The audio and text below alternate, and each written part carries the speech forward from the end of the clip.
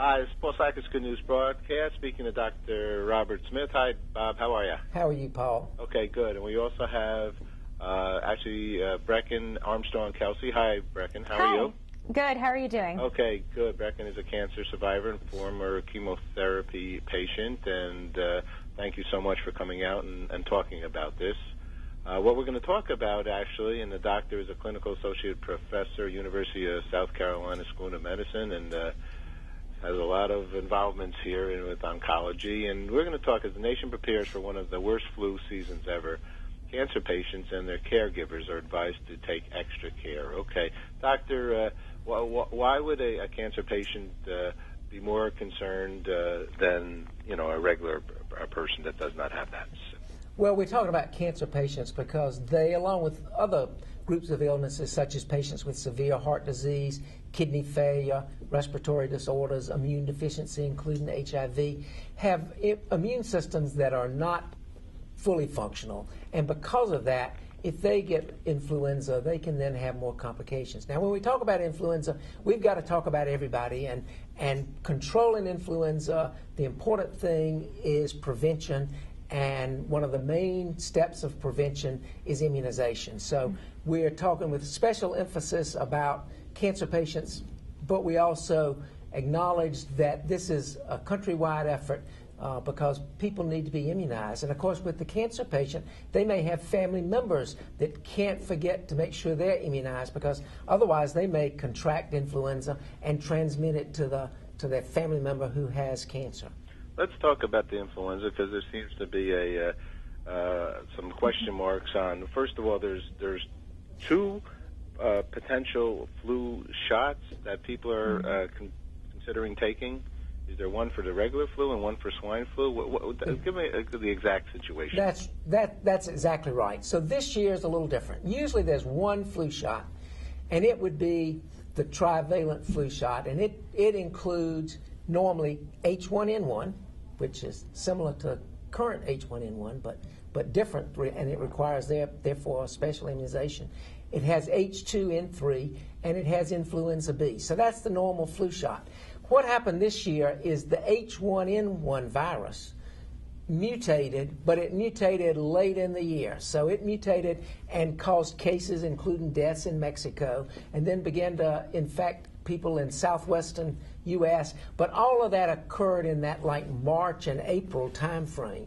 When that happened, it was then too late to be included in the usual trivalent flu immunization. So because of that, they had to in a rush fashion, make a vaccination to this novel H1N1.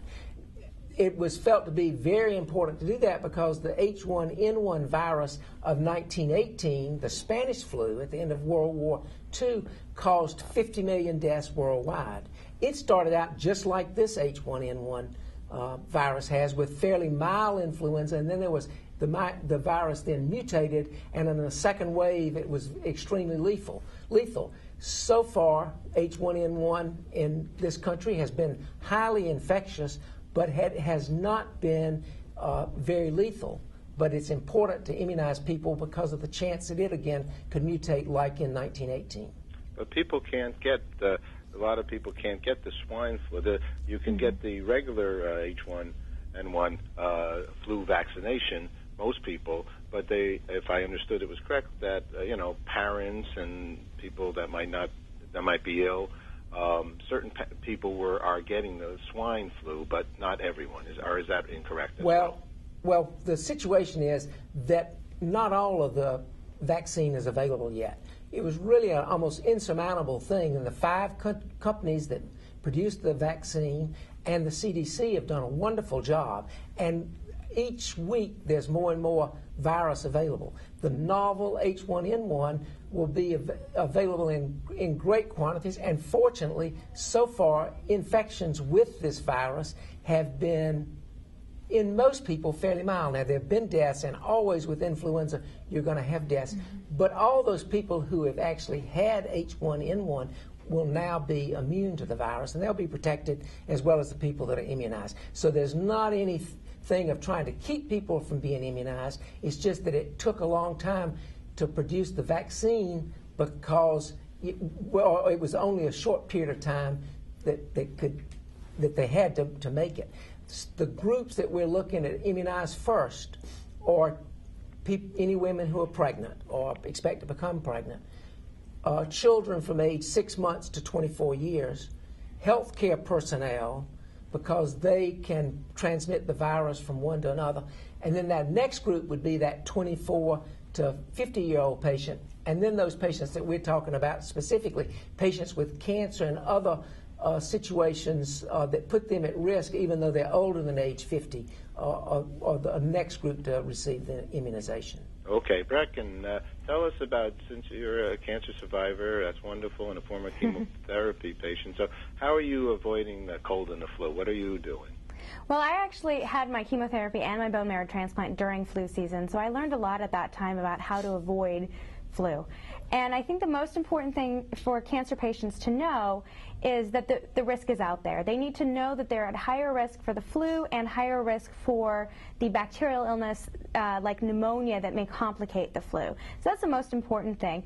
Once they know that, they can go through with their doctors, their nurses, they can go through their lifestyle and figure out if they're putting themselves at higher risk through their lifestyle. So that's the most important thing. Beyond that, there are some simple measures, the most important of which is hand washing.